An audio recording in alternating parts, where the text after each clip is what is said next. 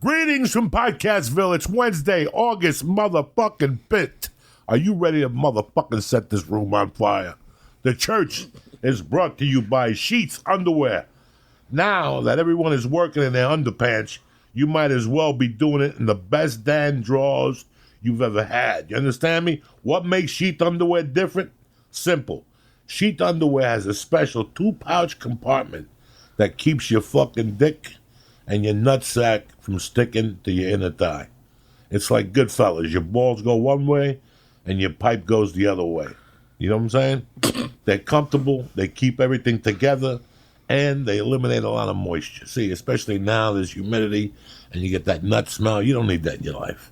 I took a whiff from my undies the other day, like at 6 o'clock at night. Nobody needs that in their life. But anyway, that's a complete different story. Grab your nuts, salute the flag. Go to sheetunderwear.com and press in code Joey to get 20% off your first order and Sheets Underwear 100% money back guarantee. That's sheetunderwear.com. Press in Joey, Joey, and support those fucking nuts. Trust me, they're going to be fucking dripping any day now. All right, cocksuckers, kick this muley. Oh, shit. It all starts fucking today, all right? No more fucking excuses. This is the year of the fucking soldier. We're going in like fucking Marines. You understand me? Welcome to church, motherfucker.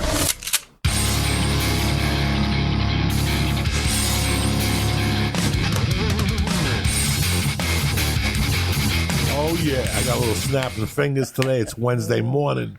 I got my man Gene Kirkland here. You're asking yourself, who the fuck is Gene Kirkland, Joey?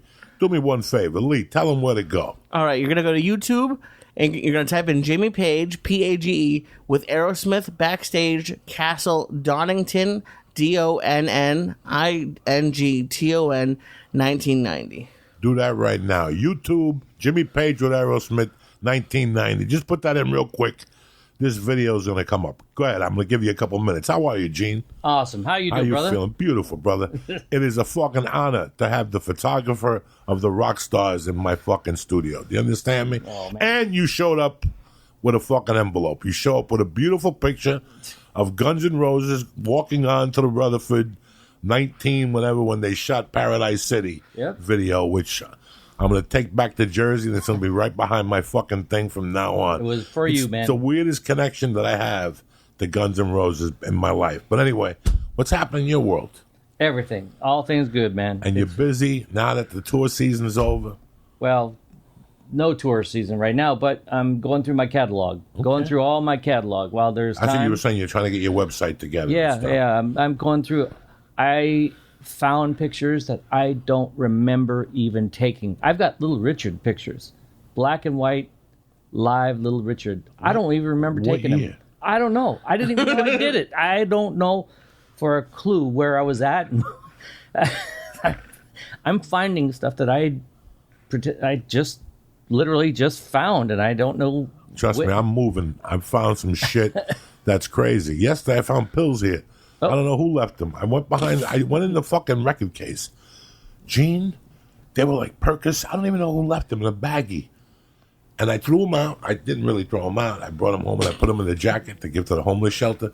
I'm going to give it to some homeless guy. He's going to put that jacket on, put his hand in there, and find some fucking... He won't be homeless for a while. He won't be homeless, but at least he'll be homeless for the night, fucked up. But one of them fell on the floor. I didn't even know what it was last night. I took it. I was fucked up last night. Whatever fell on the floor last night, 2 nights ago, and I picked it up and I ate it with the stars. I think that's why you were fucked up, because the stars didn't really hit me that much. I was fucked up that night. I'm one of those guys. Why look at the pill? You're going to go to Pill Finder. Take a chance Columbus did. Fuck it. There you go. You find the pill, it's got to be... And I know who left them. I remember the guy's name who left the batch here of fucking Vicodins and Percocets and fucking all that leverage of whatever. So... Put on this video, Lee. I hope you guys have tuned into the video. It's 3 minutes and 36. We're not going to watch the whole thing. I just want to show you guys who the fuck is in the studio, just so you to set the mood. Lee, you going to put it on? Okay, sure. Or you going to finger bang me to death here? It's fucking Wednesday. We open up, if you're watching this video, to Steven Tyler and Joe Perry over a board just discussing stuff. But behind them, you see a young, quirky kid with glasses, a beard, picking his ear, with a camera, and you can see he's anxious. He's trying to fucking figure something out here. He keeps moving back and forth, but here's Joe Perry, persona of a fucking rock star. Now you see the guy go behind Joe Perry. He's trying to get a shot of these guys. They're both shirtless. If it was COVID season, they'd be in jail. There's no social distancing. There's no mask. Look at him. He's got fucking shark teeth. By this point, the man that's sitting in this chair, this fucking legend, is shooting them. Ba-ba-da-ba-ba-da-ba-ba. These guys are talking, and who walks in the motherfucking room but Satan's nephew, Jimmy Page? Now my man doesn't know what the fuck to do. He's going crazy. Look at the anxiety. He's trying to get a shot from the back. He's picking up a different fucking camera. He got to get a line of coke. Look at him now. He's got the fucking super lens. That's who's in this fucking chair right now, ladies and gentlemen. So if you're watching this fucking video, now Jimmy Page is telling Aerosmith they're going over something like, what's the set list? Maybe you should put this here. And this poor young photographer is going back to get a different lens now because he just put a lens in his pocket. He took the 8-ball just in case somebody decides to steal it. And he's walking over. He's trying to set a shot up. He's putting his fucking thing. This is the man that's sitting in this chair right now. So if you watch this video right now, walks right to you. And finally, as Steven Tyler unpicks his fucking ear, they come together and they take a fucking shot. He's shooting. You're watching this. He's shooting. This is 1990. This is 30 fucking years ago. This is who this man is. You can turn this off. What's happening, Gene Kirkland? Wow. These motherfuckers don't know. This is how you come out. This is how you show up to a party. Yep. How old were you then? 27. And this was your life at this time. Yep. That was another day at the office. And you would play these, how many fucking times a year would you be hired to do these things? Oh, all the time. I mean, I that was a Saturday show. I was home by Monday and working with another band, probably doing something with Ozzy or whoever, and then off again. I was only there for the weekend. They fly me in, come in, and say, do this hang out with us for a weekend, blah, blah, blah, and then come back home. Now, when we spoke the other day, you spoke about your high school days, how you learned how to take pictures with an oatmeal box and a lens, and your teacher, you worked for him part-time at a shop or something like that. Yeah. Take it from there. What happened after that? You were going to go to photography school. It was going to be your passion. I was going to go to, me and my buddy were going to go to Arizona, Tucson. I think it's I get them mixed up. It's the U of A of U, whatever it is, the university. And that's in Tucson. We stayed there 2 weeks, decided to, hey, this is going to be great. And on the way back home, I was almost killed in a car wreck. 7:30 in the morning, July 31st, 1980. Just 3 weeks out of high school, and it was almost over.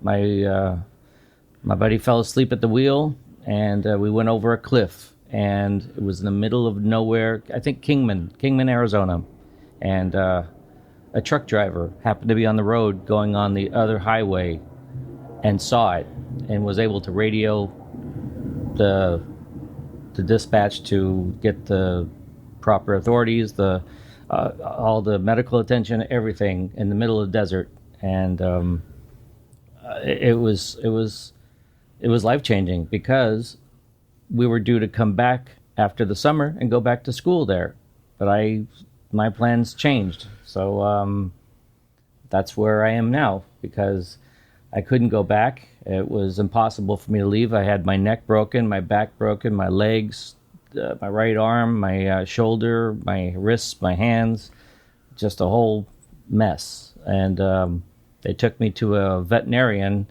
to stitch up my head because I was just bleeding, so much. I had hair down to my waist, and it was just matted, and I think 180 stitches had to be given to me, and then they landed a plane right next to the veterinarian and then flew me back to Phoenix. And How long were you in Phoenix for recovering? It seemed like forever, but it was probably about 3 or 4 months. Oh, my God. And then from there, you told me you flew up closer to your parents. They found the rehab facility. Yeah, they found out that one of the best rehab facilities around the country is about 5 minutes from where I was living, my parents' house, because I was only 18. So they let me come home and do rehab. They'd have me go to rehab a couple times a week, and then have a lady come over and pretty much try to put me back together again and teach me how to walk and do everything. Were you paralyzed or like what?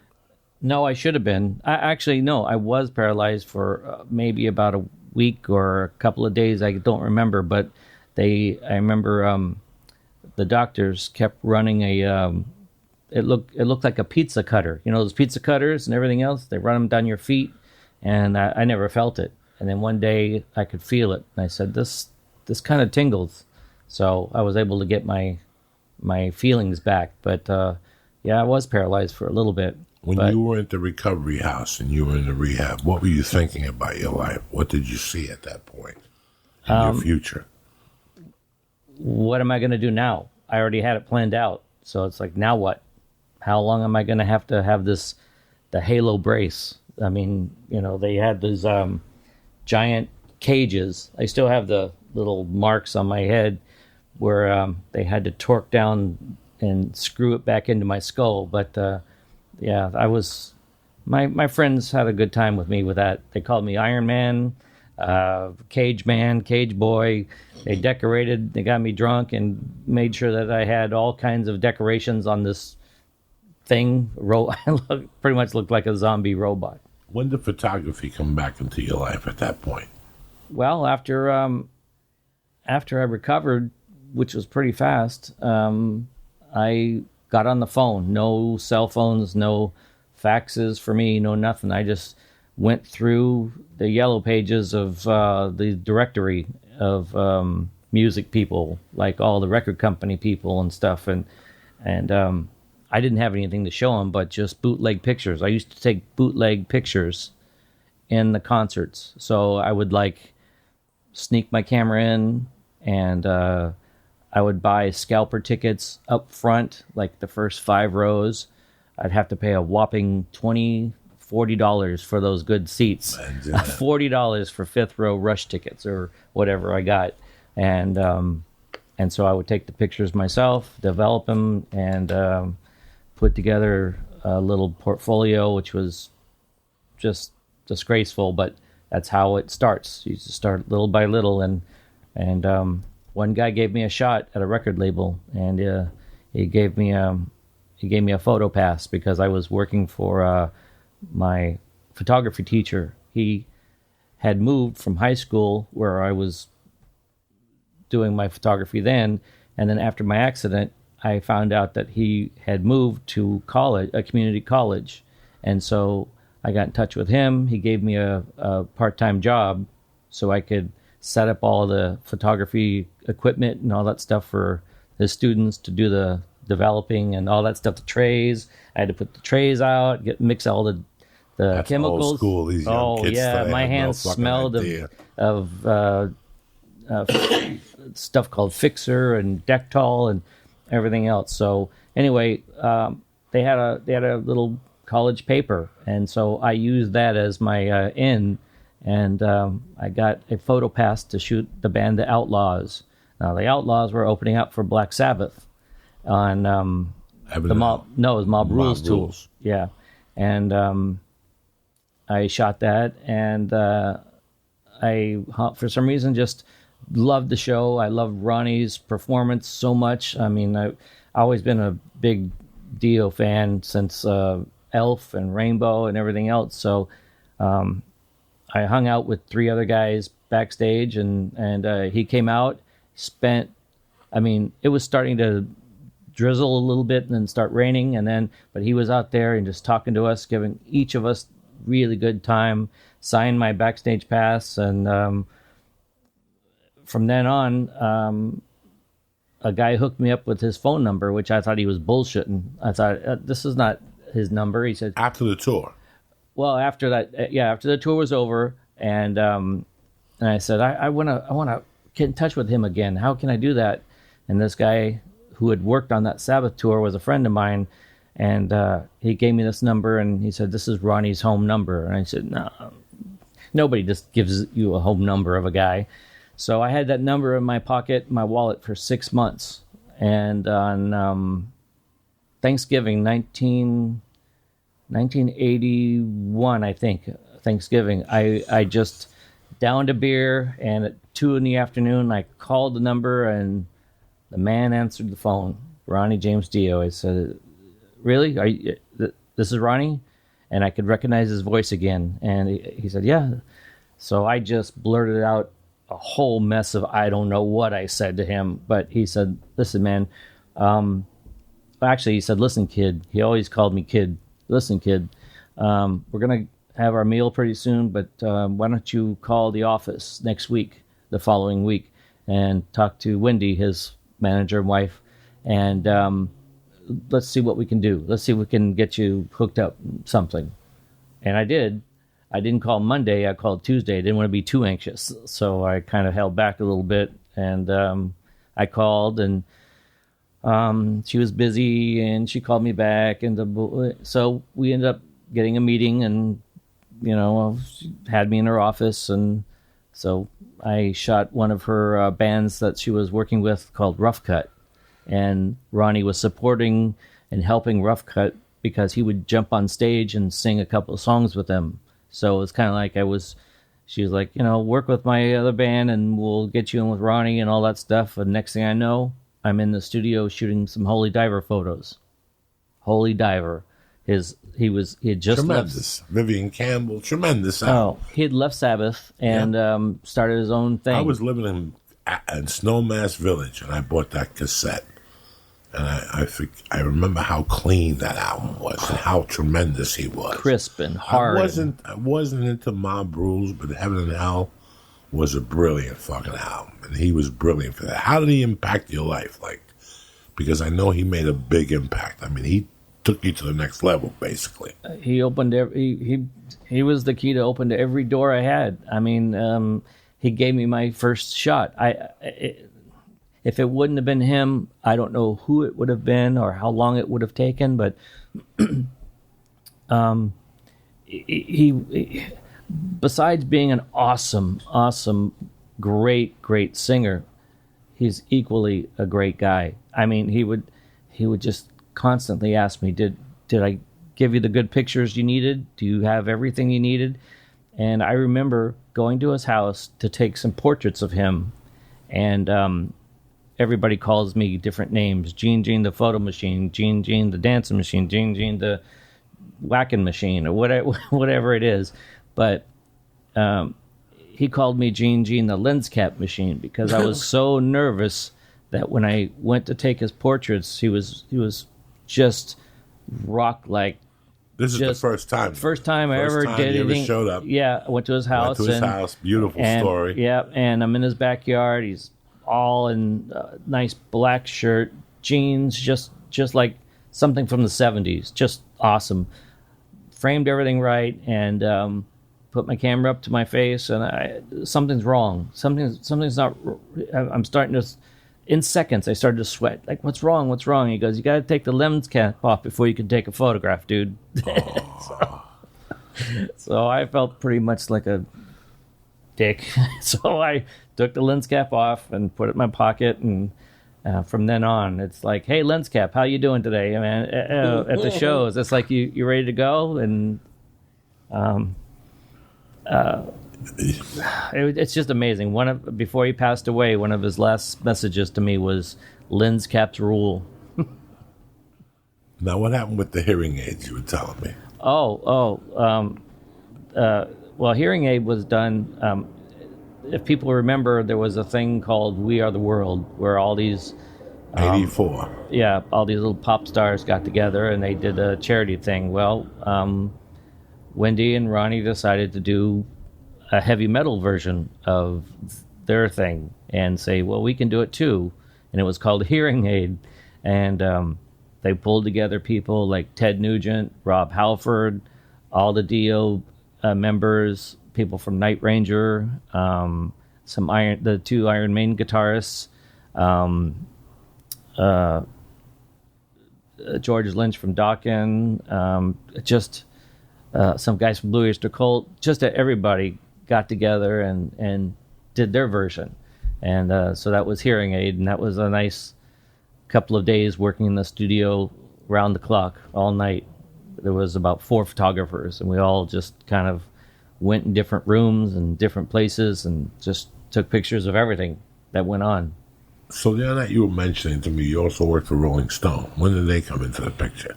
Oh, Rolling You Stone. did like freelance work for them. Yeah, Rolling Stone magazine. Yeah. I mean, once I started getting published in different places and everything else, people would find out that I have a picture of this person or this. And I remember when I was working with Sam Kinison had just did this video Wild Thing. I think that was it. Wild Thing with all these major Bon Jovi, fucking Aerosmith and Rat. I mean, just all kinds of band members were in that video. But there's a picture I have where Sam and Jessica Hahn, because that was a major big thing, and they were face to face, just about to kiss, and I grabbed a picture of it, and they thought that was great, and so Rolling Stone used that, and once they used that, I got calls for other things too, and one of them was a great assignment I had was shooting Johnny Cash at the Viper Room. I got a call saying, okay, we're not sure if this is happening or not, but we'll let you know. And this is like 4 p.m, so nobody knew what was really going to happen. But Johnny Depp, he still owned the Viper Room. And I got the call saying, Johnny Cash, you got to shoot this. And it was just him, one spotlight, and his acoustic guitar. And it was packed. I mean, it was packed full of people.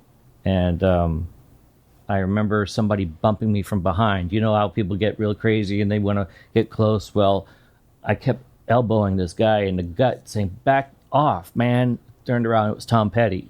Tom Petty was just everybody was trying to get in tight just to, get real close. And I didn't know who it was. I just, bam, bam, bam. How crazy was the Strip back then? Oh, man. It was a different world. Yeah, completely different. I mean, it was my greatest times were all the 80s and into some of the 90s. I mean, when did it go downhill, you think? Because I got here in 97 and the Coconut Teaser was still open. And there was an open mic there for comedy on Coconut Monday Teaser nights. with the stuff on the floor still? Or yeah. The shitty. I mean, I've been driving past that place for the last 10 years. And I always bang my head on the wall. Like, what the fuck used to be in here? That was an open mic, Lee. Where was it? Coconut Teaser was right when you make the turn on Sunset, from Laurel Canyon to Sunset. Oh, okay. You make that turn right there. Now you see a bunch of limos there waiting because now it's like a fancy schwancy it's something private club. But in the old days, on Monday, on the walk to the Comedy Store, we knew the guy who ran that. So that was the first open mic. But then they told me that the guy who owned that was responsible for like great bands or something. Len Burn, I don't know what his fucking name was. Whoever owned the Coconut Teaser gave somebody a big break. Well, all the people that owned different venues or bars like Whiskey and the Roxy and all those things, they always gave people, comics or bands, a good start. I mean, I can't remember their names off the top. I mean, it just seems like... there was no fucking place of glamour. Coconut Teaser. Coconut Teaser was a dive. It was just like a regular open mic. It had sawdust on the floor to help. I did it like maybe 10 times on a Monday night, just on the walk, just to get light. It's just a set. It's just a number. So I would go in there. There'd be 8 people, 9 of them comics. And you would just go up there and then stop at the liquor store. Yeah, that is right in the corner. Right on the corner. Yep. You got a bottle of something. Walk by the Chateau Marmont. And head to the Comedy Store. Yeah. Fucking old days and stuff. Yeah. I mean, I didn't really remember until I went to see a few people there, and it's like I didn't know it was all different variety, but they had bands playing and then comics there, and then sometimes they mixed them together. Sometimes there would be a comic opening up for a band, or something like that. So it was crazy. The 80s were very, very, very well. They were awesome to me. I mean, people really don't understand the magnitude of the 70s and 80s. They don't understand the freedom. They don't understand. They really don't. And I notice it because I'm so 80. And I will always be so 1980. Well, because you had to work for everything. I've never changed my hairdo. I've never gotten a tattoo. I've never pierced myself. Hey, brother. Never. I don't have any. We came from a society where you weren't allowed to do anything. Yep. Like my society, like if you had a tattoo, you went to prison or you went to the service. That's it. Don't show up with a tattoo because you climbed a hill. They'll stab you in the fucking neck. My mom's older than you, but she still thinks tattoos are for criminals and sailors. That's Yes, what she said. that's it. Criminals and sailors. It's so weird how the 80s was so... when the movie, the Motley Crue movie came out on Netflix. The Dirt movie? Dirt. Yeah. It opens up with a chick getting eaten out, and she squirts across the room. Oh, yeah. This was as opposite as Me Too as can be the 80s, but nobody's complaining. Nobody really complained from those women. If you really think about it, in fact, Ray Don Chung raised her hand up about 6 months ago and said she fucked Mick Jagger when she was 16, but that he didn't impose herself on him. That she's not even mad. She would go down there looking for, they're 16-year-olds. They go down there. One of Felicia Michael's friends used to tell me, in fact, her son is some famous rock star that gave her an envelope and said, you don't know me. You don't want to know me. I got another family. This ain't going to happen. Here's $300,000. To see Tell him his father died in the Marines. Wow. And she told me some heavy fucking duty stories of going, sneaking out, throwing a dress out the window with a mini skirt and walking down Laurel Canyon. Who walks down Laurel Canyon? Everybody did. Everybody did that, sneaking out the window, doing whatever. I walk down Laurel Canyon, I see people. I say a prayer for him. I'm like, he's going to be dead on the walk up. On the way up, I'm not even going to take Laurel Canyon because I know there's going to be an ambulance. And I've seen it. I saw a guy one night at 12 from the comedy store going up a hill on a 10-speed. I'm like, this poor bastard, I should just hit him to save him the aggravation. This is a nightmare. He's going to have a heart attack by the time he gets to cold water. I can hit him and nobody will know nothing. There's no cameras. Just a little tap. He goes off the cliff there like Kennison. Isn't that what Kennison went off the car right there? Anyway, who gives a fuck? We're back to my man here. Another festival you did that people don't remember that was a fucking banger. The lineup was a banger. Was the U.S. Festival. No, it was the US Festival for 3 days. Which was here in 1983. I mean, let's talk about music then. Oh. You shot that. Well, actually, the weird thing is I was still getting started because the Holy Diver record had come out, and I was still on the phone calls, making the calls, trying to get meetings with people and everything else. Well, you had to really do it. You had to do two things. You had to be out in the clubs. You had to be out there being seen and making the phone calls and doing everything. So I would go to see bands, see my friends' band. If I liked them and I knew they were playing, I would go check them out at clubs or wherever. And so this one guy says to me, "Hey man, I wanna hire you to shoot some pictures at this big US Festival event. It's huge. It's going to be huge. I mean, it's 3 days long." And he wanted me to shoot it for a poster that him and some other crackpot guy was going to make out these posters. What he wanted was for me to get in a plane with him, a little Cessna plane, 2-seater, and he wanted me to take pictures. He wanted something that was not possible to do, but I didn't care. I was just going to do it anyway and try to figure out how to do it. He wanted the pictures of the whole sea of people, hundreds of thousands of people, and he still wanted to see who was on the stage. Now that's pretty impossible to do unless you're hovering over about 400 feet above the crowd. You can't get that sea of people and still see the band. They're little ants. So I just did the best I could. So we flew, he hired me to shoot this poster, and we flew out of Van Nuys Airport. And it was August, it was hot, and he's flying there, and we're talking and everything else, and I told him that, yeah, I've ridden in a few Cessnas before, and I could fly. I don't land, I don't take off, but I can steer the wheel. So it was fun. I flew a little bit there, and we started to get near the festival, and he was making long circles around so I could lean out through a window and take my lens and shoot from the plane. And so he kept getting closer and closer to the ground level.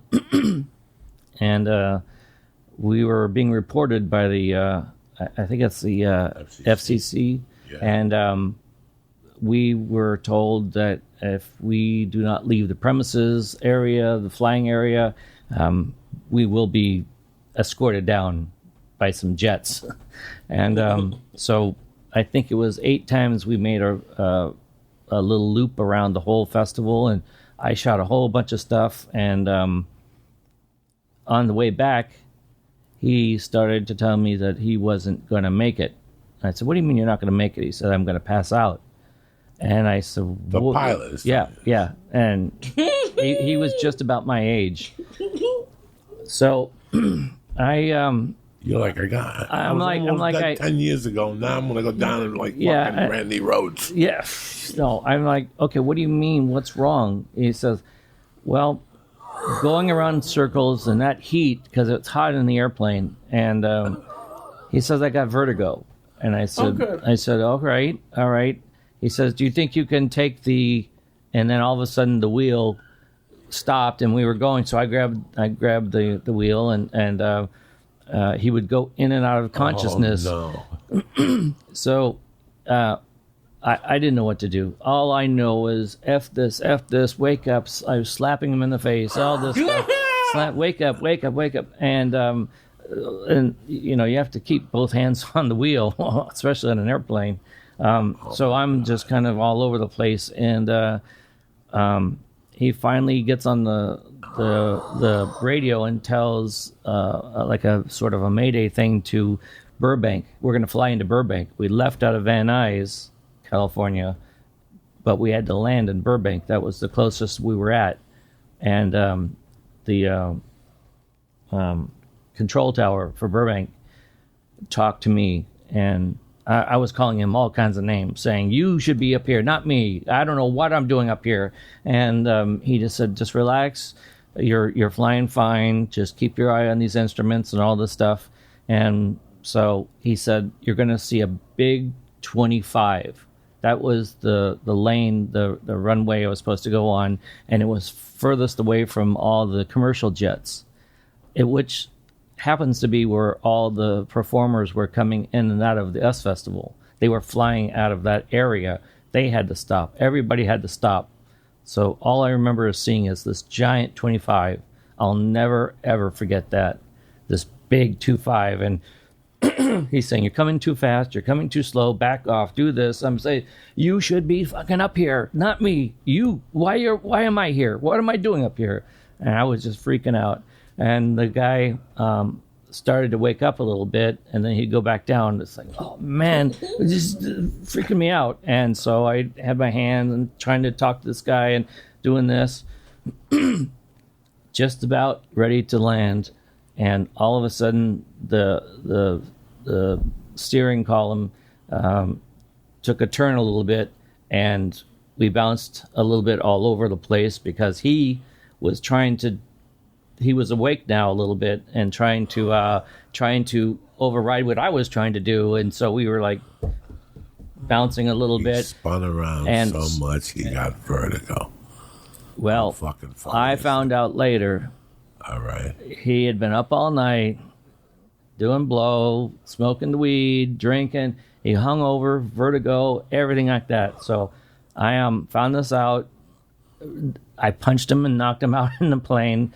Went, got a taxi, and went back to get my car in Van Nuys, and pretty much threw all the photos away except for 2 I have. And so I kept 2. Did you get paid? I didn't even care if I saw that guy again. I was going to kill him. I was gonna say, was that the last time we worked together? Yeah. I can't imagine.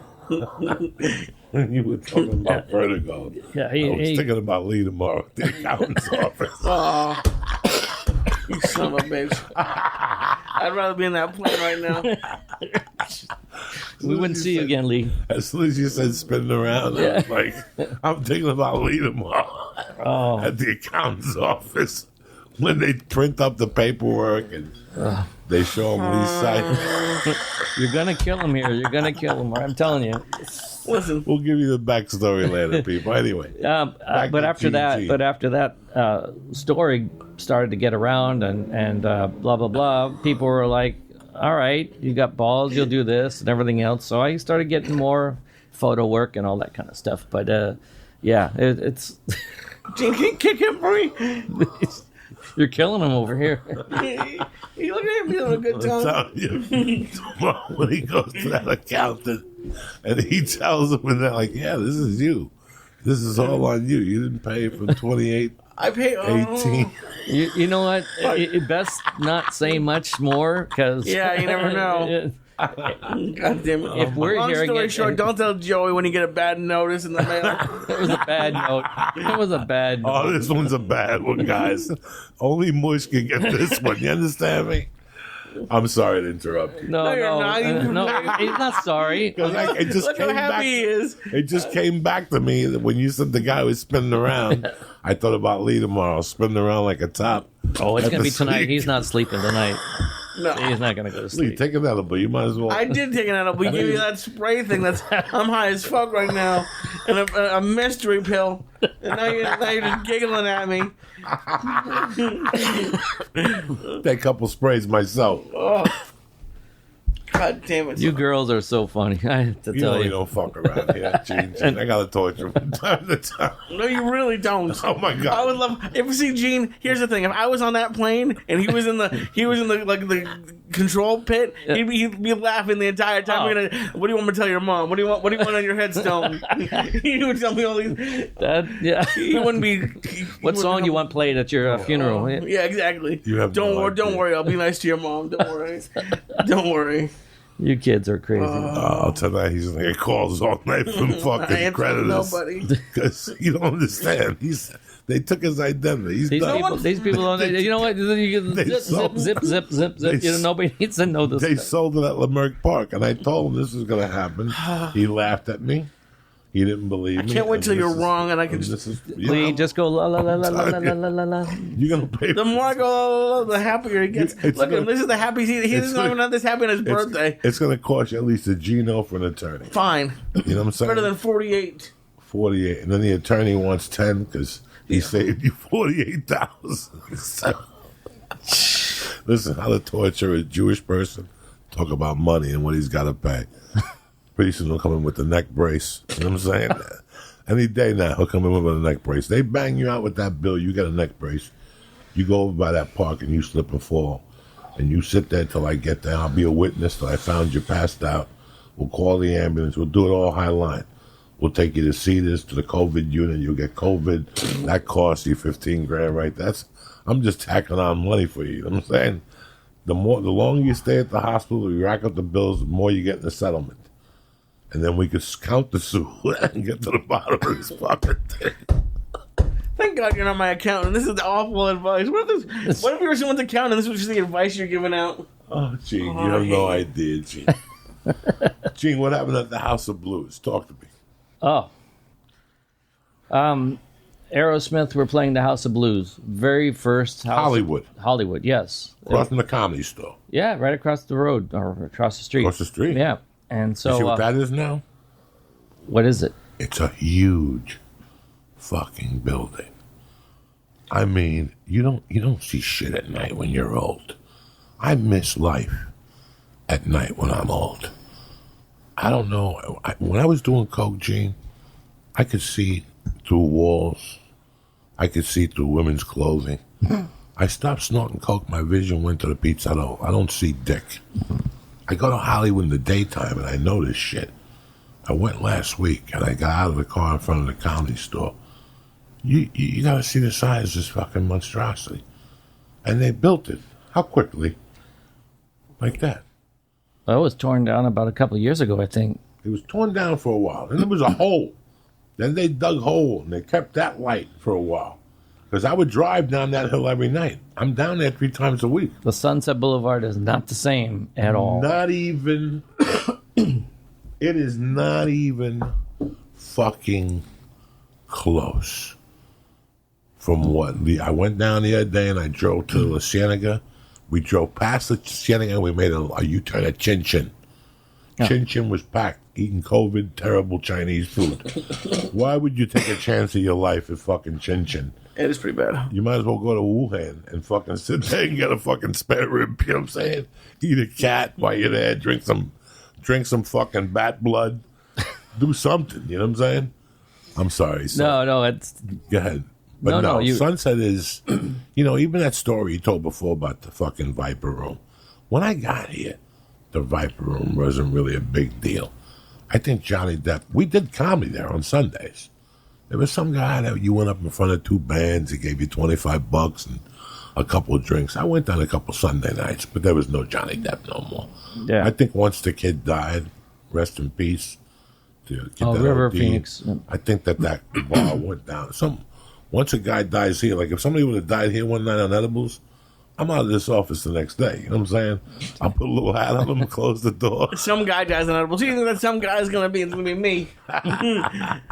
Like, you don't get him started. No. As soon as you open your mouth, he's going to go. I'm tired of it. So, Gene, can you put into perspective, like, how many people were there like you back then? Like, there must have been 8,000 bands, but how many, like, photographers were there? How many people were there trying to do what you were doing? Oh, we're done. I mean, dozens and dozens. I mean, we were all friends. I mean, everybody was. We were, trying to do the same gig, but there was just a little tight unit of friends and everything else. So I mean, it was a handful. You gonna be all right? You're gonna be all right. I'm fine. I don't know. I'm just sitting here high as fuck. One sprang. Oh. What was that gibberish you just said? I don't know. Who knows? You eat brains? What was He's that? spraying all this stuff into the air. I'm gonna get lung cancer from it. Trust me. Oh. You got other problems. You're flying on one wing right now. Oh, you don't know the person. Oh. I'm telling you, his license is at Leimert Park right now. Well, he had a good question, but the fact was there was a lot of photographers doing what I was doing, and there was some older photographers that I looked up to, and all that stuff, and you're gonna land pretty soon, are you? You coming down? Trust me, I'm fine compared to where I've been. This is okay. This is nothing. But there was some great photographers that were in our little group of people that we always saw at the concerts and everything else, and I'm still friends with them today, and we all agree that there is no more scene. There used to be a scene, a happening thing. Everybody was going to see this band, and you could always see your friends at shows. But when digital came around, wiped out everything. It was not fun. I remember when FedEx came aboard, and you had to have something sent overnight. Now that's not fast enough anymore. You take something, people want to see it right away. I mean, going to concerts and seeing, people with their lighters in the old days was great when, you had your Bic lighter and all that stuff. Now people are just holding up cell phones. I cannot tell you how irritating that is for me to try to get some pictures and see nothing but cell phones, and people aren't watching the shows anymore. But anyway, I digress to, yes, there was a lot of photographers that were trying to do what I was doing. And then getting back to Joey's question, the Viper Room was, I think, part owned by Aerosmith and part owned by Dan Aykroyd and some other kind of things that I just kind of listened and heard and stuff like that. So they had the opening night of Aerosmith going to play the grand opening of the Viper Room, the House of Blues. So the House of Blues wasn't even finished yet. They were painting, railing, and they were putting in nails. Aerosmith is doing a sound check, and they're still hammering nails and putting up doors and painting all the stuff. And you could smell paint during the sound check and all this stuff. So anyway, they do a great 2-hour set, and it's packed. Everybody is there that you could think of. Dustin Hoffman, Danny Glover, that comedian, the great guy, Chris Farley, Steven Stills, just a whole, slew of people, celebrities, musicians. And I had every kind of pass and credential you can ever think of. When you go someplace and they say, here's your wristband, here's your credential, here's this. Well, I had every one you could have, every color, every size. And I was following Steven Tyler into this private little room at the House of Blues. And my hand, we were trying to get through, and I remember Steven Stills and Dan Aykroyd were talking, and then Steven Tyler had my hand. He was pulling me through because he wanted to get a shot with somebody that was in there. There were some people that they really wanted some photos of. And my other hand was being grabbed by Dan Aykroyd and two of the biggest security guys I'd ever seen in my life. So they were pulling me back out thinking that I was a paparazzi guy and, hey, this is you can't be here. And I said, well, I'm working with Aerosmith. I'm working for them. Here, what do you want to see? Here's another pass. Here's another pass. So, Steven's yelling at me, come in, come in. He's got my arm one way. And so I'm right in the middle of a doorway, and Dan Aykroyd's calling for more security because I'm being pulled down by two more of Aerosmith guys and Dan Aykroyd's people. And I'm just, and everybody has to stop because they can't go in because I'm in there in the hallway. And so, long story short is I'm screaming, Dan Aykroyd, you suck. I hate Ghostbusters. I hate everything you did. You suck, you suck, you suck. And finally he let go of his grip, and somebody was on the walkie-talkie, and Steven just yanked me all the way through. And they sorted it out. I said, let you guys sort it out, and let me take my pictures. Now, when I spoke to you, you're a big-time Aerosmith fan. I mean, you knew Get Your Wings, which a lot of people don't know. You knew the first album. We talked about Kings and Queens, Draw the Line. Were you a fan of theirs before you took that picture, or did you become a fan of it? Oh, no. I've been a fan way You're before. a fan. And all of a sudden, you got a call to shoot Aerosmith. Yeah. Yeah. When was your first call to shoot Aerosmith? I did a lot of work for Geffen Records. That's right. A very, very, very dear friend, Bryn Bridenthal, was the head of publicity department at Geffen Records. And Aerosmith had just come out with Permanent Vacation. And she had hired me before to do video stills on like Robbie Robertson. The band. Yeah, and I had flown out to New Mexico to spend 3 days out there, and I had done lots of variety bands for her, and she said, "Hey, you know what? Aerosmith's got a new record out," and she gave me a copy of the tape, and says they're going to do a video shoot next week. I want to hire you to do that. Can you go down there? And it was Dude Looks Like a Lady. So I got photos of Dude Looks Like a Lady stills, and it was just, I mean, I'm doing my job, but I'm shaken because these are, I saw Aerosmith at the crappiest of crap. I mean, they were great on record, but when they were live in the 70s, I've seen some pretty 3 times they were 0-3 for me. Really? 0-3. And then years later, I got to find out the history, whatever. But they were I've always respected them in a weird. They had 2 lives, man. They had 2 different fucking lives as a band. And a lot of bands, like AC/DC, had 2 lives, but they switched singers. Black Sabbath had 2 lives. Again, there was a switching of the guard. Aerosmith was pretty much dead in 1981. For people who don't know this, they were dead. It was just a fucking joke. It was really a joke.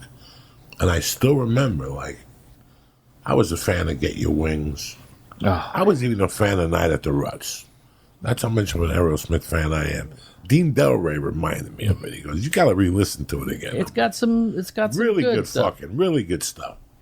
So, what the fuck are we talking about? I don't even know. You're You were saying talking that about they had being 2 a fan. lives. About being a fan. So now you walk into this room and what the fuck? How do you act? I'd lose my mind. But no, I wouldn't. No. Because I still remember the first time I had to shoot something. One of my first big shoots, I had to shoot with James Coburn. Wow. James Coburn to me is like my connection to Bruce Lee. Like that's it. He's a cool I cat. still remember my mom watching him in like Flint. And then I picked up the second one, and then once you see the dirt with the Magnificent Seven, he threw the knives. James Coburn was just a shit. And I got a call for 3 months. They keep pushing it back to shoot, and I get paid every time. I don't give a fuck. And then I got a call. You're shooting Monday. He's well. And I go, what are we waiting on? And they're like, James Coburn. I'm like, oh my God. And when I looked at the lines, I had scenes with him. Yeah. So I didn't know how to act. And I was a young comic, a really green actor. How do you prep for that? I kept it together. Like when I saw Straight? when Were I you saw straight, Muhammad, or when I found out Muhammad Ali was coming to the Comedy Store, I had like a thing in my back, and I had this emotion, and I broke out in tears, and I did not want to see Muhammad Ali. Like I couldn't. I think I'd fucking faint. You know what I'm saying? Like there's people, I think I'll faint. Like if I ever saw Steve McQueen in 1973, I would have fainted. That's what he meant to me. Charles Bronson, even though he was a scumbag, I would have fainted, Steven Tyler, I'd faint when I was a kid. We're not talking about now. I see Steven Tyler now, I'm like, what the fuck? But when you're... Get it together. Yeah, I mean... Stop with the bracelets. Enough. You're 80 years old. Give it a breather. No. But did you ever see him on Rogan? Oh, no. Bro, that was one of the best interviews. That was Really? He was... When you watch Steven Tyler, you know that is a fake. When you watch Steven Tyler, you realize Johnny Depp is a Mook L'Amour. Like, he's just a fucking mook when you watch Steven Tyler. Because half of his persona is Steven Tyler, and the other half is Keith Richards. He's just put it together. But he really wants to be Steven Tyler. But that interview that he gives is so fucking brilliant. He's busier than all 3 of us put together, Steven Tyler. All the time. He was talking about his schedule. Like, he read his schedule on the podcast. Because he writes everything down. Yeah, he's got to be here. He's got to be there. And it's just discipline. It's craziness that at that age, and then at the end of the week, they fly to Orlando and play. They do something like that. That's what he was talking about. Yeah, wow. So when was this podcast done?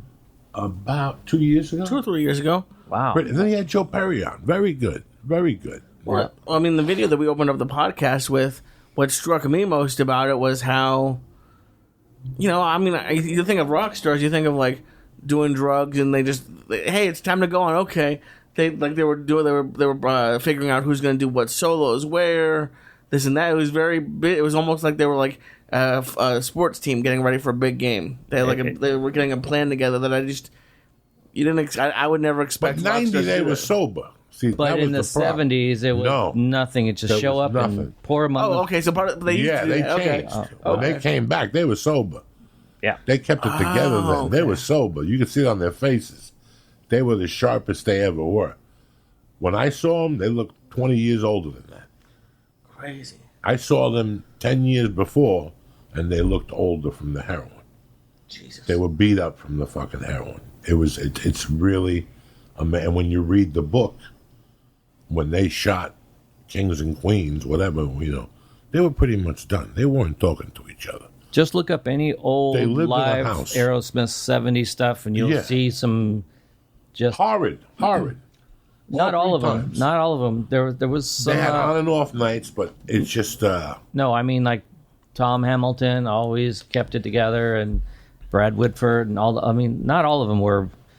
In certain bands, there's always the guys that keep it together, because if they were all messed up, all of them, just good night before you even open up with one song. It's over. When I think of you, I think of the guy from that movie, the young kid, the writer for Rolling Stone. And what's the name of that movie that dude did? Mark Maron's in it. He's great in it. Oh. With the band. Almost Famous? Yeah, Almost Famous. You think of who? Of you. Oh. Like a young guy on a tour bus. Yeah. Stealing a shirt, man, taking stuff. I used to take stuff all the time. If I could take something off a set list, I'd always grab the set list, grab anything from the walls, and if somebody left something behind, it's like they're not coming back for that. I took it. So, yeah. You still got this stuff, Gene? Oh yeah, yeah. It's gonna be worth a lot of money someday, Gene. You know what? It's worth it to me because, like one of my favorite all-time songs is "Seasons of Wither" from Aerosmith. Tremendous. It's a great song, and they were doing a video. I think they were doing a video in some place. Let's see, Mississippi, I think, or Louisiana. I can't really remember, but they were being filmed, and it was my birthday, and they played that song for me on my birthday, "Seasons of Wither," and they hadn't played that song for a long time. And when bands don't play songs that they used to playing, they actually have to re-listen to it. They have to listen to it again and again and put the cassette or CD or whatever it is and have to re-listen to it and remember how it goes.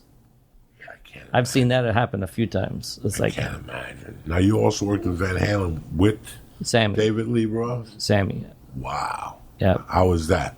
Sammy's a great guy. I mean, he's one of those just straight up guys that's just, he's a great guy, but he was a great front guy for, I know everybody likes the David Lee Roth classic stuff. I like the records, but live, to me, Dave just talks the song. You know how people talk a song? They don't really sing it. They just kind of skip-a-doo-doo-doo-doo, just babble through it, all that kind of stuff. Do me a favor. Type in Van Halen Live Oakland 81. I don't want the people to see it. Okay. I just want to see if he remembers this. Gene, let me tell you something. In fact, my friends are going to give me shit. Timmy Holloway and Guy Tabasco are going to give me shit because they tell me that, what album? I don't mention it. I don't talk about it. Women and Children First. Oh. It's not one of my favorite albums, not because of the music, but because it came with a poster in it of David Lee chained up in it. And once I saw that fucking poster, I nearly fucking smacked the shit out of myself. I'm not listening to Van Halen anymore. You mean the one where he's chained against the fence? Right. The third one, Lee. So, I was pissed at Van Halen for years. Even though I saw them level fucking Black Sabbath, I was furious. I read that photo almost broke up the band because that photo shoot was in there and almost... When I saw that, and my friends will say, you never talk about that fucking song on the podcast, Women and Children First. Listen to the album. I go, well, the album is great. I went south because of that fucking poster. I did not like that poster. But what the fuck is going on? I don't know. Just keep saying error. Hold on. This performance here made me a Van Halen fan. After the poster. Oh. This was one of the first videos on MTV. Oh, now okay. Now do you remember this? And I got to tell you, they are live in 81 in Oakland, and they are fucking phenomenal. Okay. This was when I was like, wait a second. I got to rethink my fucking Van Halen hate. Yeah, you got to go back. You got to go back. So this is when, from here on, this is the album with... second album. No, this is the Wait a minute. fourth or fifth. This is 81, but this song is on the album, not Women and Children First, but Mean Streets. This is this is Mean You're killing Street. me. I know it. From the sensitive part of town. And they're singing, oh, my baby's on the corner and she's looking so fine. One on one together and she blow my mind. Man needs love to live. I'm the living proof right there. This Van Halen is tremendous. I forgot. It's now. tremendous. See, this is... Nobody remembers this. This is one of the first earliest videos on MTV, and I was like, you know what? I got to think my Van. So I like this song. I looked it up, and it's on the B-side of that album. That's the funny thing about that. And after that, I became a Van Halen fan. But like I told you the other day, I saw Dio in Philadelphia. And at the Spectrum. At the Spectrum. And the opening band was Sammy Hagar and Shakin' Street. And in Philly, they're savages. And I had sixth row, and they were spitting on their fingers and flicking it at Sammy Hagar. So that was my last real experience of Sammy Hagar. So I'm watching this, and all of a sudden somebody comes to me and says, Sammy Hagar is going to replace David Lee Roth. I'm like, there's not a prayer in hell. They almost spit out him to death in Philadelphia. How's he going to do it? But what year was this when you hooked up with them? It was the 51-50 tour. Oh, right off the bat. It's when they started. Right off the bat. Yeah. You were right there. Yeah, and I hooked up with their manager and the publicist, and once you get your little foot in there and the door doesn't quite slam on you and you kind of kick it open a little bit more and a little bit more, you either have to do two things: annoy someone to death or just leave. I annoy people to death, so they got to give me a chance. So anyway, so... Speaking of annoying, let me talk to you about something later. So you're the annoying one of the scenario? I'm sitting here quiet, minding my own business. I didn't even fart. Yeah, take another shot. All right? I'm good. I feel like we're not going to see each other for a couple months, and you're just fucking getting it all in. God damn it. It was getting too quiet, too good. I know. Gene, we got to fuck it up a little bit. You know what I'm saying? I'm going to get fucked up tonight. That's 1,000 milligram spray. I saved that for a special occasion. I hope my wife's got cold cuts tonight. You know what I'm saying? Oh Even though you tell her not to get cold cuts. Oh, my God. I fucking get the worst munchies in the world. I'm sorry. Anyway, so Sammy Hagar, Van Halen. What are you laughing about? He just you gotta giggles. come up with 20 G's tomorrow. You know what I'm saying? don't. Fuck you. Wait till you go down there tomorrow. And they look at you and they sit you out. And they show you the bank accounts and the that internet. remote looks like a bar of soap. You better... Oh, forget Gene, about it. Gene, I can't handle two people. I'm telling you. No. They're gonna, You know what? I'm on your side. You're going to be fine. Yeah, sure, right. Keep telling him that. He doesn't know. He started a corporation. He thinks he's Johnny Bananas. They're going to go right in there. They already went in. They ran like fruit money. Like all that fruit. What people don't know is all those umbrellas. Joe Bananas. all those umbrellas, those Mexican places, they're all cartel money. That's where they drop and pick up the money. Nobody suspects those little Mexicans. You look at them, they come like from a third world nation. They're making 2 yards a day. You think you make any money selling coconuts in this country? There ain't a dime in that fucking business. They sprinkle peanuts on it and some fucking sesame sauce. You're gonna die. They're little transports for envelopes. So what they do is his ex-sister-in-law sold his ID down in Leimert Park. Lee, jump in quick. I just love in his mind that it's a front for the cartel, but they're also filing taxes with the city of Los Angeles. Sure, because they're nice people. These people are decent people. They're Catholics. Just because they sell drugs, what's that got to do with it? You know what I'm saying? So, you're probably the owner of all these umbrellas. You know, for someone who believes in karma, you're being kind of mean to me tonight. I'm not being mean to you. I'm just telling you that there's no way you end up with this type of bill from the city. They said I made $16 million. You did? Oh, I bet you did. I bet That's a lot of fucking fruit. I bet you. That's a lot of.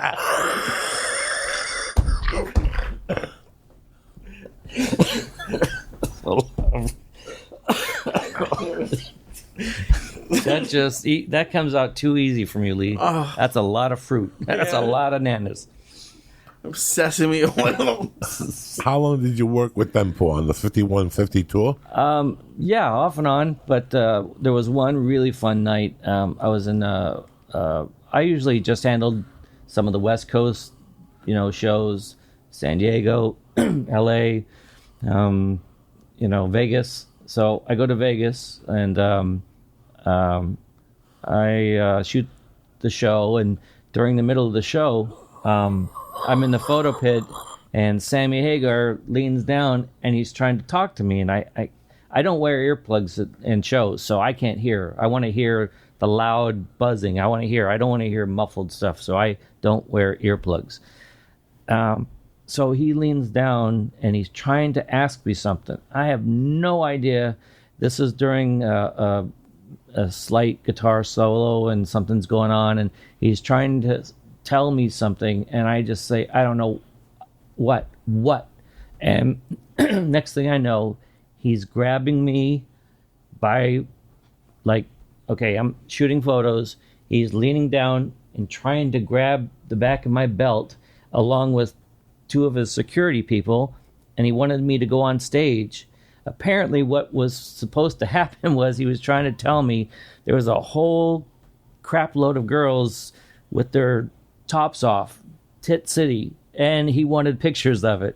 Yeah. So it was like he was trying to get me to come up there. He's like, get up here. What he was saying was, hey, I need you up here now. And I'm like, idiot. And I'm like, so I got up there, and yep, Titty City. That's my first 10 rows of, tops off and everything else. And I'm just, first of all, I'm nervous because I'm on the stage. I've never been on a stage before that. So I'm like, okay, there's a nice set. And he's bringing me over, and he goes, get that one, take that one. And then in the meantime, Eddie Van Halen was running back and forth, and he would kick me in the ass with his foot, playing, and just kind of give me a kick. And then Michael Anthony saw me look one way, and he threw me a beer, and they were just having fun. It's like, crack open a beer, have it right there. There's another set right there. Grab that. And then I don't know what song it was, but it was just, and then a friend of mine that had gone with me to the show, I see his face, and he's just freaking out. You're up there. Look at all these. I said, but look behind you. Man. So he was more having fun with me being up there than what was behind him. So do you have a file folder full of these Titty City pictures? Well, needless to say, the band took them. Oh. I mean, I was working with them, but I'm pretty sure that the girl I was seeing at the time probably wouldn't dig that if I came and say, look at all these nice. Oh no, you don't look at these. So, Gene, are you retired now? Well, no. Okay. Would you have been on tour right now if it wasn't for this pandemic? If somebody wanted... Yeah, you would have been out there with guns or somebody. No, or anybody. I mean, I just did a photo shoot 2 weeks ago of a up and coming new band that's great, 3-piece band. They're awesome, and I found a location that they're called. Okay, they're gonna kill me. They're called Desert of the Talking Shadows, and the singer plays guitar and sings. He's got a Chris Cornell Soundgarden sound, and he plays like a little bit like Slash and some other people, but they are a great band. And so they wanted some new photos, and I found this. I went back to the old school days of the '80s, where it was a mental hospital that had been shut down for 30, 40, 50 years, and it was all gated up and everything else. And I scouted it out. Actually, me and my wife went around a bunch of times and found different holes in the fence that we could crawl under and see. And I took the pictures and sent it and said, "You guys want to take a shot of getting in this place? Yeah, let's go for it." So we did. And so...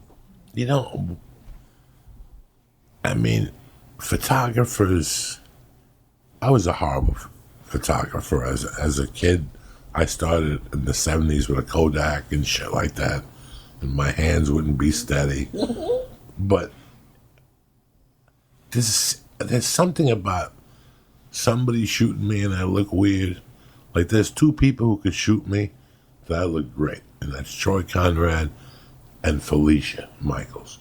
Every picture Felicia Michaels has taken of me, I could really dig them. A couple of years ago, a guy called me that I knew for years. He goes, "I want to run something, but I need a character face. Do you mind?" And he sent them to me, and I'm like, man, I need plastic fucking surgery. Like, there's some photographers that just, I look at the pictures and I go, something's not there. But then you have Troy Conrad and Felicia Michaels. Did you know them, though? Yes. Are you friends and bond? And Yes. Okay, that helps. Because if someone that I don't know wants me to do something, I gotta know something about them. I gotta look them up. I gotta talk to them. I gotta get to know them and get their vibe. Usually the Really? people, yeah, because if I know you, and like I was telling you before, my very first Guns N' Roses photo shoot, I knew that they were big drinkers, and everybody had cigarettes. I spent $160 on booze and cartons and cartons of cigarettes. Everybody got, "Here, you want a carton? You want a carton? You want a carton?" Here, so I did a little homework, and everybody went home hungover and happy, or whatever. That's fucking crazy, man. But if you know somebody and you're comfortable with them, then you'll do something. I mean, I've shot some photographs of some people, and they were horrible. We just didn't get on. They didn't want to be there. A lot of people, I bet you, want photos taken in 5 minutes or less. You're very astute. Let me ask you this. Now, when you get sent out by the record label, when you go to these different people, are there times you've ever showed up and you've gone to shoot them and you don't really like the person, and you still got to work that night? Has that ever happened? You go to shoot a band, you kind of like them, a little something about them. Maybe I don't like their music, but I like them. It really helps if you like their music, because you get into it. But yeah, I've gone on. Have you gone to a place and somebody's just like, fucking, like, this guy's a scumbag, LaRue? Yeah, there's been a couple times that's happened. And, big stars, like. They thought they were. They thought they were bigger than their britches, but it's. How long were you in the game for? Like, because you even worked with Roger Waters. I mean, you're with everybody. No, I didn't work for Roger Waters. I see. A lot of times people get hired to do jobs. Then there's other times where the photographer wants to go shoot an artist or photograph a show for their catalog. I need some new pictures of this band, or I don't have any of this. And the publicist will say, okay, here's your photo pass, and you're taken care of. I went to go see Roger Waters play and photograph his show when he was on his first solo tour. So 85, something. yeah, 80. I think it was 85. 85, and like it was at the LA Forum, and I think there was only 2 of us, or 3 of us maybe, in the photo pit in the front area. And you're given 3 songs to do. Someone somewhere, when I came along just when this 3-song rule happened. But as a rule, you get 3 songs, shoot the artist, and then get out. Well, I was at this Roger Waters show, and one of the songs was so long, and I don't remember which one it was, that the security didn't know that I was supposed to leave, and I didn't know if this was a new song or still part of the second or third song. So I stayed, and next thing I know, I'm in there by myself, and I'm still shooting. During one of his songs, he looks down at me, stops the show, stops everything, and yells at me to get my ass out of the photo pit. What are you doing here? Who are you? What are you doing? Get out. I'm not going to play nothing. Get out. I'm like, okay, I'm fine. I was just doing my stuff. Now, you were hired to be there. No, I just, wanted to do it on my own. Oh, so okay. No, if I was hired, I You're a wouldn't. fucking hustler. Yeah, that's what photographers did. They called up, said I would like to come to this show and get some stuff. So like, obviously paparazzi has like a sort of a negative connotation, but as like an independent photographer, is that how you would kind of do your business? Like you would take these pictures and try to sell them to magazines? Exactly. Like for instance, let's say I don't have any Ted Nugent photos or needed some new ones. He comes through town, or Rush, or any band comes through town, and I call up and say, to the publicist or whoever I have to talk to, hey, can I get into the show? And they'll say, well, we're over our limit, but maybe you'd want to go to a different city, like Long Beach, if they did Long Beach Arena, or a lot of times I went to San Diego, because nobody would drive down to San Diego, and I would be like the only one in the pit area. How many photographers usually go in that pit area? There's been times I could probably estimate 15 when there was an Iron Maiden show in the early days, the early 80s. I mean, there was about 15 of us in there scrambling for the shots. And don't the bands get pissed? What do you mean? So there's a special area for photographers, and you come in there and you just take pictures of me, and you leave and you go home, and then I tour, I never see you again, and you have my pictures and sell them. I don't get this. Well, the magazines need photographs. Okay. No, that's what I'm saying to you. So then you have the press pass. Yeah, that's what it is. When you went to see Roger Waters, I had a press pass, and so someone authorized it, but the problem was nobody kicked me out, and I didn't know exactly what point to leave, so I just stayed in there, and I'm not going to, hey, I have a chance to keep staying. I'm not going to leave until someone tells me to leave. And I didn't know he was going to stop the show and kick me out. Usually a security guard would just do one of these things, or flashlight in your face or something like that, get your attention. But never had an artist stop a show and tell me to leave and make sure I'm leaving the building. I'm not going to, until you're out of my sight, I'm not going to play. So that was a kind of a dick move, but whatever. Not to spin this around and take it back a little bit. You went on the road with Aerosmith. Mm-hmm. But before you went on the road with Aerosmith, that's when you encountered Guns N' Roses. correct? Well, I actually worked with both those bands almost at the same time because I think Appetite came out in '87, and so did Permanent Vacation. I'm pretty sure that those, and they're both on Geffen Records, and they're both coming out with pretty solid records. Well, Appetite, huge record, and for Aerosmith, that Permanent Vacation was their comeback record. I mean, it started opening the doors for everything they did since then again.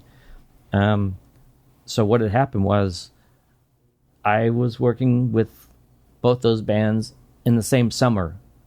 So I would go from shooting a video to a photo shoot to some touring stuff, and then the best thing happened was Guns N' Roses opened up for Aerosmith on the last leg of the tour, which was the last month and a half or 2 months of their tour. So to see those two play together was awesome. I mean, and now Geffen's company paid for your hotel, travel. Actually, they paid for what they used. So let's say I went on my own, then they would just buy whatever they wanted from me. If they sent me to New York or sent me to someplace, then I would get what they wanted to have and needed with their photos, but they'd pay for everything, but I still owned it. So if they sent me, her name is Bryn Bridenthal. She was the head of publicity. So she would hire me and say, we need you to go here and shoot, Paradise City video, some stills from there. But by that time, I knew the band anyway, so it was like fun to go get paid to go see some friends play. And then also Aerosmith was on the bill too, so I'd kind of piggyback.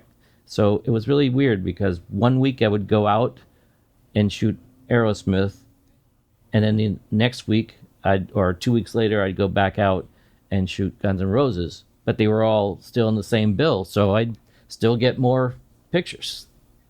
Now, you told me once that Slash was very, very influential on you. Like, he was one of the three people that were very, very good to you. Oh, he still is. Oh, he's one of my dearest friends of, and that you mentioned that movie Almost Famous, and there's a part where it says, don't make friends with a band. Don't get close to them. Don't make friends with a band. They'll chew you up and disregard you and all that stuff. Well, that has happened, but most of the time,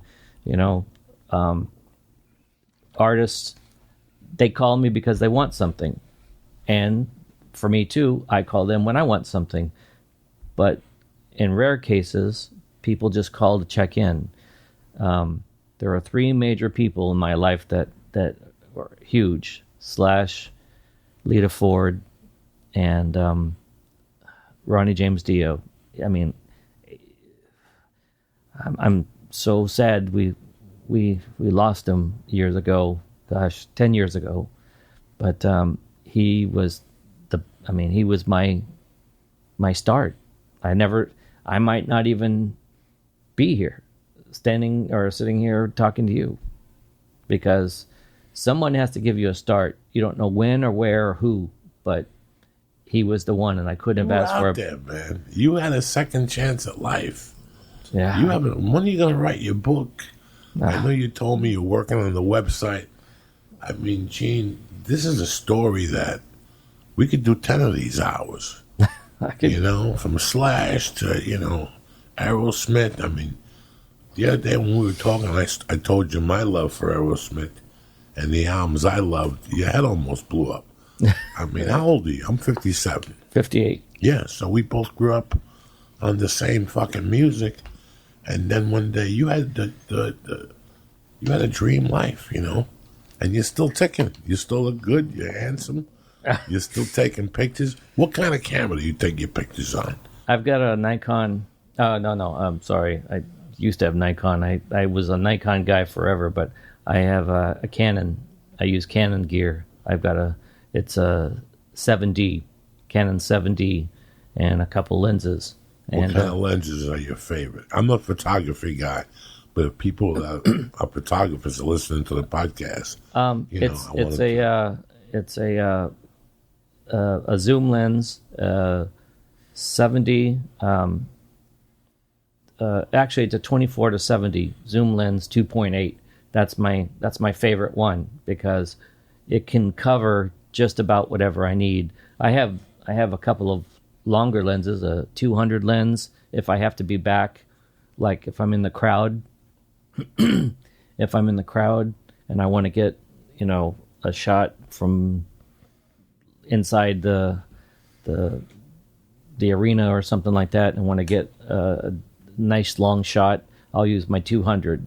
But the one that's strapped onto the camera right now is the 24 to 70, and I could pick it up, and it's good to go. It's ready to go at all times, and I used it the other day, and it was awesome. Does it hurt your feelings a little bit that it's digital? I hate digital. I hate it. I'm thinking do you feel? I miss film. I'm glad that I started when I did, because that was you either developed your own film or you shot it and dropped it off at your favorite lab, and you just couldn't wait for the next day. I mean, there was times I'd stay up all night until the next day when I could go pick up my stuff and then look at it. Everything else, it was that anticipation of what you're going to get. I mean, it's like leave tomorrow morning. I knew it, Gene. As soon as you said it, I was like, it was too quiet for you, Lee. Too quiet. he was reeling you in. Well, you need any help with the camera system? Because I'm going to need some work pretty soon. You'll be taking pictures in the county jail. Well, you've been saying for months there's no debtor's prison now. Because then you're going to go down there and they're going to realize you're the fake. Because you don't know the money. I'm the fake Lee Syatt. You're the fake Lee Syatt. They got to call me. I don't know nothing. I'm going to hang up. Hello, this is L.A. County Jail. Do you collect call from Lee Syatt? No. I'm at the county jail. Pick up. No, I don't accept the call. Hang up and stuff. Oh, I've gotten a few of those calls from people like, you don't know me. I don't know you. Gene, what advice can you give a young photographer right now that's at home? I mean, right now, there's nothing to take a picture of unless you want to take a picture of homeless people. People get hit in the head with sticks. People wiping their ass. The other day, I went down.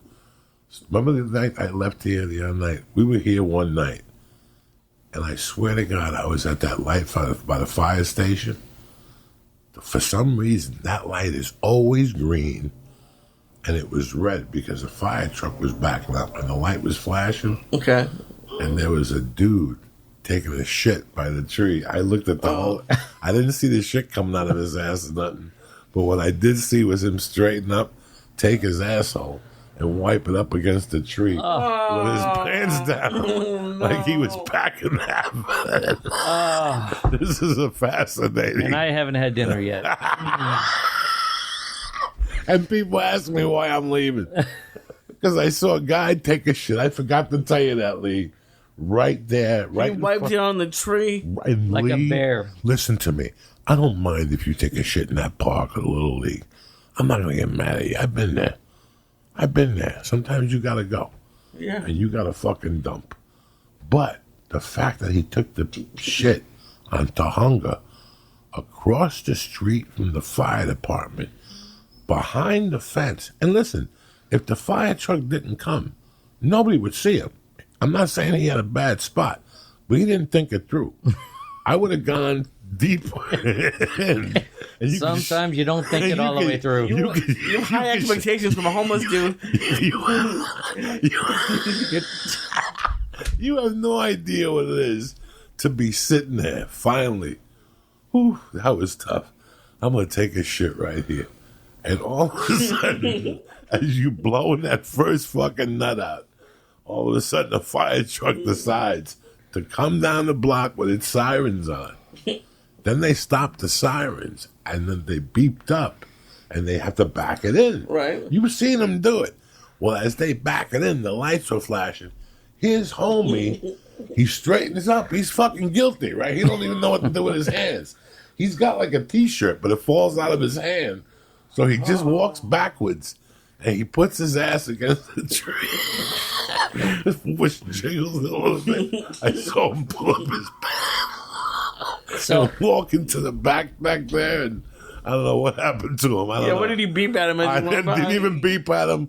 I just drove straight because I didn't want him chasing the car and sitting on my car. And then, I don't play that shit. If you're going to take a shit in the park like a normal human being. Don't take a shit across the street from the fire department. That's all I'm trying to say to you.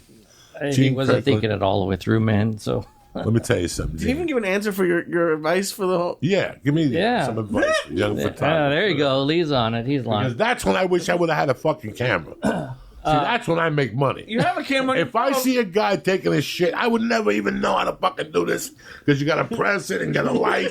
I don't know how to do that. I ain't quick like Gene, the dancing machine.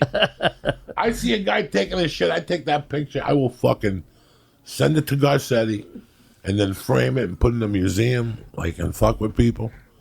Like, what do you see in that picture? I see a poor man looking for hope. I see a fucking guy wiping his ass up against a tree, all right?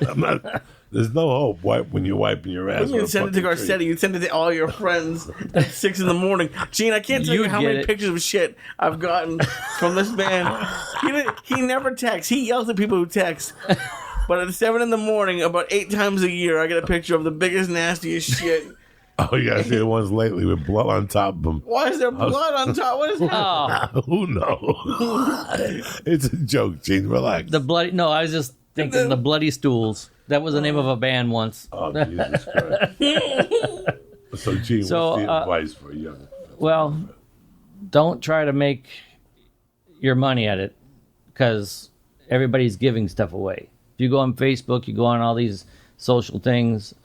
If you're starting out, you better have a niche or you better have a connection of some sort because if I'm glad I'm not starting out because I had the drive, the hunger. You got to have it in you.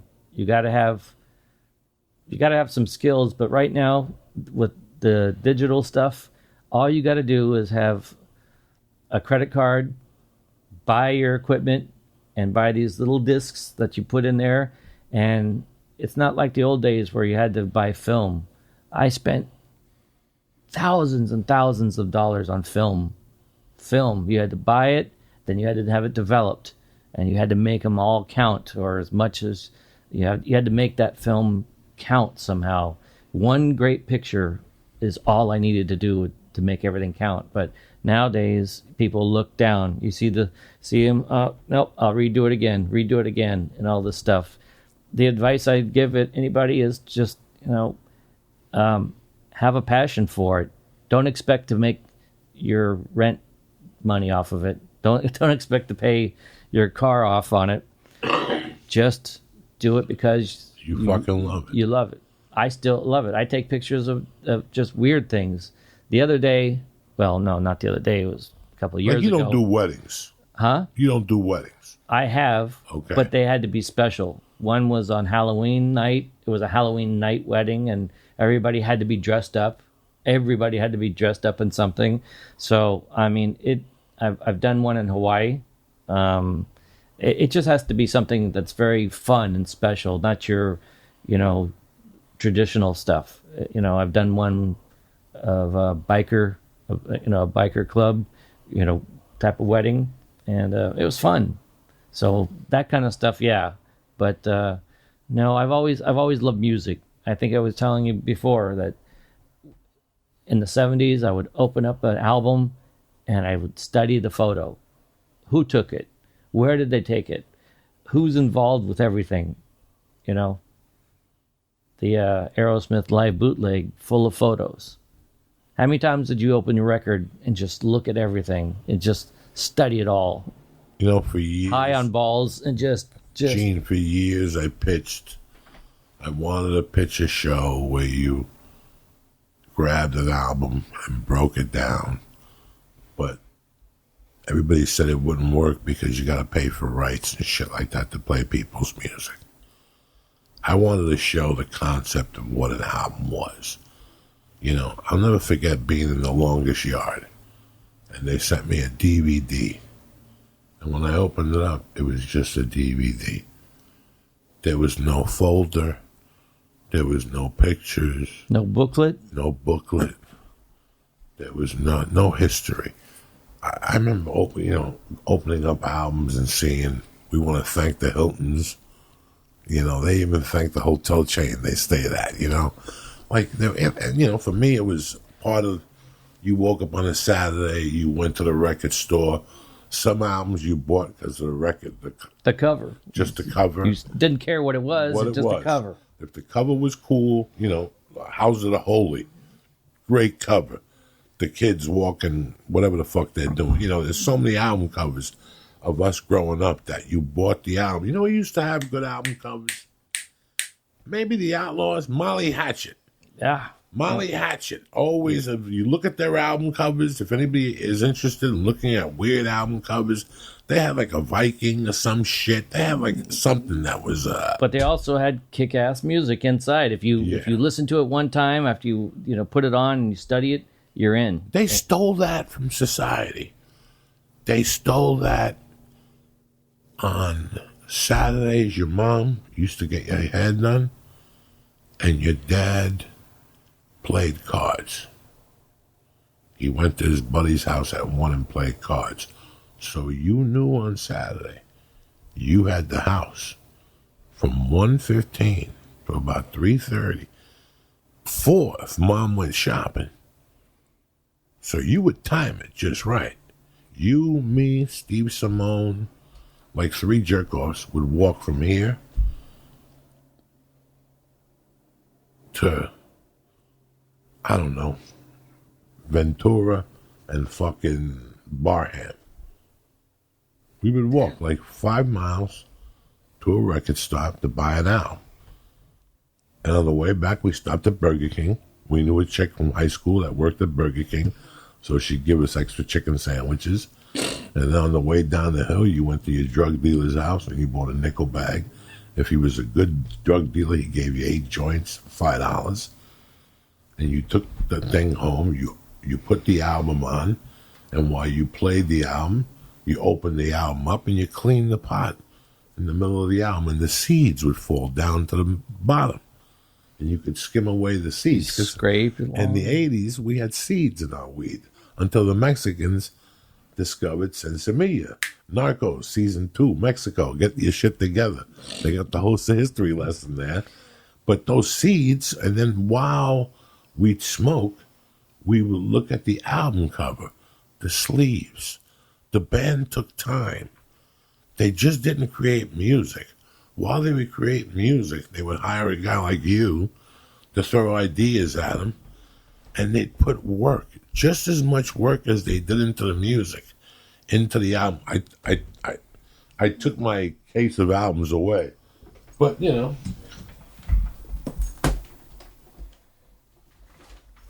this album cover, simple and to the point. Yep.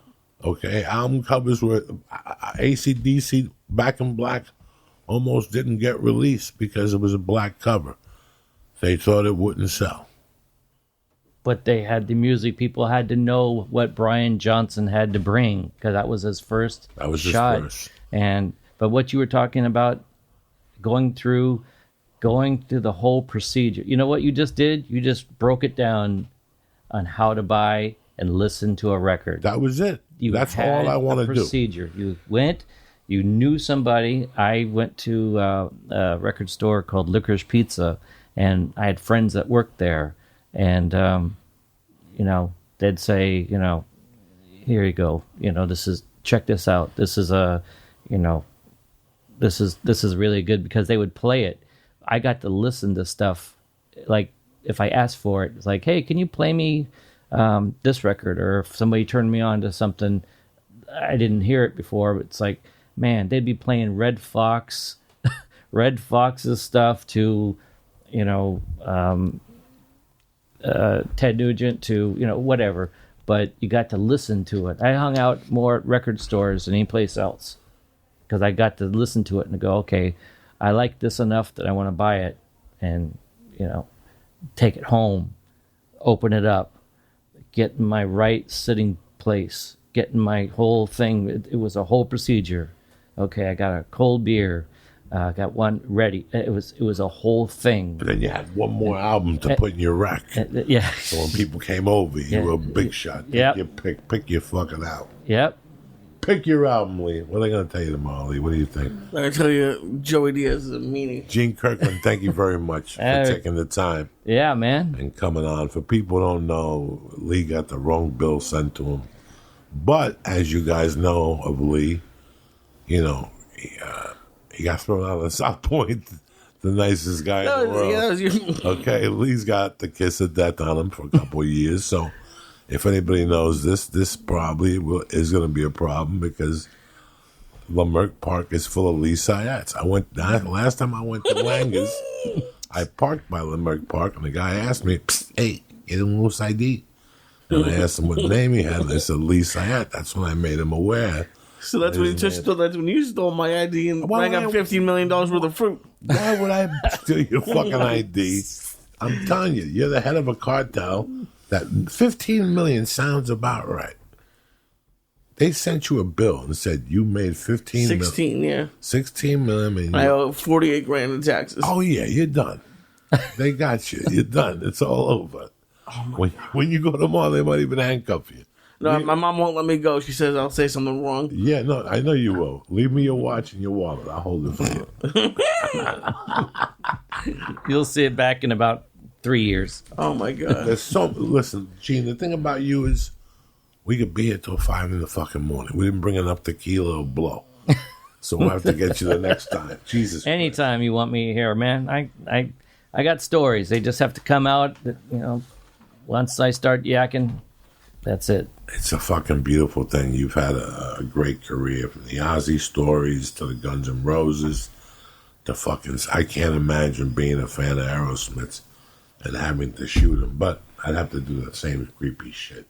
What's up with you, Zombo? You all right? So how many milligrams is in that spray? That doesn't really matter. It's actually a pretty good... Not bad, actually, to be very honest with you. Come here, take a couple more. Fine, one here. You need a couple more. I'm not going to let you spray. It's going to go in my eye for sure. No. Just shoot one in your eye one time. Just see what happens. Anyway. Let me ask you something real quick, my friend. I hear you're doing something soon. A pretty big project. Is it something I should know about? A movie? Yeah. Yeah. Yeah. It's supposed to come out next March. Yeah. I'm doing one more day on it. And hopefully that's it. You want to move it to me? What do you think? I got fucking long arms on this side? What's the problem with you? I got to fucking spray it again with the Osium. You got me walking around like you gave it to Steve Simone. Steve Simone says you gave it to him and shit. You gave him the clap. I don't know how true that is, but it doesn't matter. Anyway. Yeah, I'm shooting the Soprano movie. It's supposed to get released, I think, March 12th next year. They added scenes. That's all I know. I'm excited. I can't wait. You're going to be awesome. Cast. I'm excited. Did you watch the series? Yeah. You know what? I didn't get into it. I've always caught things on the very end of the tail end of stuff when people have already gotten into stuff. I've, thanks to my wife, she goes, "You got to watch this stuff." And some of the best nights we've ever had was watching marathon times in a row, going for it. And when I got rumored that they were going to do a movie, I just said, I bet he's going to be something to do with it. And then, sure enough, I mean, I just had that instinct that I thought, oh my God, you're going to be, because I've watched you in The Longest Yard about 10, 15 times. How crazy. Now, if I'm not, I'll just give you a little connection that you have a little connection to GNR right now, because were you guys called the Meme Machine? Yes. Axl Rose on the Illusion tour, I've got lots of photos. he has the jersey Mean Machine. Yes. So it's like you now have that little, So what everybody's. year was this? Because this movie came out in 2005. Yeah, but the original movie was 74. 74, Yeah. 73. So the pictures I have where he wears the black jersey is in 91, 92. So he had it made up for him, and on the back it says Beam Machine. About a month ago, that movie came on, the original, about 10 o'clock. How can you not watch it? My wife just went to bed. I ran in the back. I did about 10 bong hits. And when I came back, he was driving to Leonard Skinner. Oh, That's the Saturday night. oh, that's one of my favorite parts. That is just a brilliant scene. Then they come into the bar and he tells them, "Would you bring this midget cop with you?" Remember? And all cops always laugh, and it's like they're killing it. It just took me back to 1974, Cinema Theater, Union City, New Jersey, packed house on a Saturday afternoon, 200 kids on seats yelling, "Mean Machine, Mean Machine, Mean," and you left there going, like, I just left there and I was cheering for fucking criminals. What is wrong with me? I'm a fucking Catholic. I got to get my shit together. What the fuck? You ended up being a Mean Machine. Yes. And Lee might too. You know what I'm saying? Oh, well. 16 million unaccounted. Ooh. Wait till the IRS jumps on you tomorrow morning. If I was you, I'd dump that fucking bank account and I'd take all the 20s out that you can before they fucking lock your shit up. Because if the county's got that, the IRS has that. So they're about to file. They'll close your bank account. I don't have to check my bank accounts. I'll leave you the office. You can sleep in here for a few months. There's room over here. There's room over here. There won't be a couch. It'll just be a nice little floor. I love you, motherfuckers. The Church of What's Happened Now has been brought to you by Sheath Underwear. Now that everyone is working in their underpants, you might as well be doing it in the best damn underwear around. What makes Sheath Underwear different? It's simple, all right? Sheath Underwear has a special 2-pouch compartment that keeps your twig and your fucking nutsack from sticking together. And by the way, the 2-pouch compartment, if you're ever in a Bing and you want to hide a couple things in there, you might as well take it there. Columbus did. Fucking it doubles as a smuggler's underwear. It's like fucking Goodfellas. Your balls go one way and your pipes go the other. Let me tell you something. I just started wearing these again. They were sending them to me, but I was involved with another company and I was wearing them anyway. I love Sheath. I mean, perfectly. And I like them better because of the nut control. I'm 57. My nuts are all over the place. You're 25. If you don't want to have nuts like me, start young. See, I came up on fucking those cotton underwear. They didn't support your fucking nuts. That's why today I have nuts that are down to my knees. Don't be stupid. Get these underwear right now. You don't want to have long balls when you're 57. You can't get a date. Not that I'd want a date, but listen, the balls scare me. Can you imagine what they do to a human being? If I rub my nut... Anyway, I'm turning a beautiful underwear commercial into a nut commercial. What my point is, you got to take care of your nuts, all right? And Sheath Underwear will do that for you. They're super comfortable. The fabric cradles your nut like a little fucking gorilla hand. You understand me? It's made by an awesome veteran named Robert Patton. He came up with the crazy idea while serving this country in Iraq. So if it works for a fucking soldier, it's going to work for you. So do me yourself a favor. Grab your nuts, salute the flag, and go to sheathunderwear.com and press code Joey, Joey, to get 20% off your first order of Sheath's Underwear, 100% money back guarantee. That's sheathunderwear.com. Press Joey, Joey. Support your fucking nutsack, cocksuckers. Listen, cocksuckers, have a great weekend. Don't forget, I'll be on Patreon all weekend. We're also on fucking Spotify. We're everywhere. We're like dog shit. We're everywhere. So just like my ID. Yeah, please. Now your ID's on the way to fucking Saudi Arabia. They had it over there at that fight fucking tent. A bunch of fucking swamis from Salami. using your name. I'm telling you, my name is Lee Syatt. Whatever. I can't even do the fucking accent. Joey, Patreon.com/Joey Diaz. Today I did a video buying weed with Uncle Joey. You see what I get? The whole thing. I'm also going to do a bedtime story one night this week. I just couldn't find my daughter's book. I'm going to read people a lullaby to sleep. Should. Like count them down, tell them to relax, and then read the book, and then I'll blow smoke in their fucking ear. Tell them all the worst fears are coming true. Oh, yeah, please. Like, if it's you, I got a tremendous story for you tonight. This one's about a guy who they stole his identity, and you have no fucking idea what happened, okay? Anyway, I'll see you guys Monday. Tip Top Magoo. I want to thank Gene Kirkland. Don't forget to go to genekirkland.com. The website is under construction. This guy, he's named the photographer of the fucking rock stars. I wouldn't have him come in here if he wasn't the fucking real deal. And watch that video. You're going to love it. Stay black, cocksuckers. Have a great weekend. Kick this mule, Lee.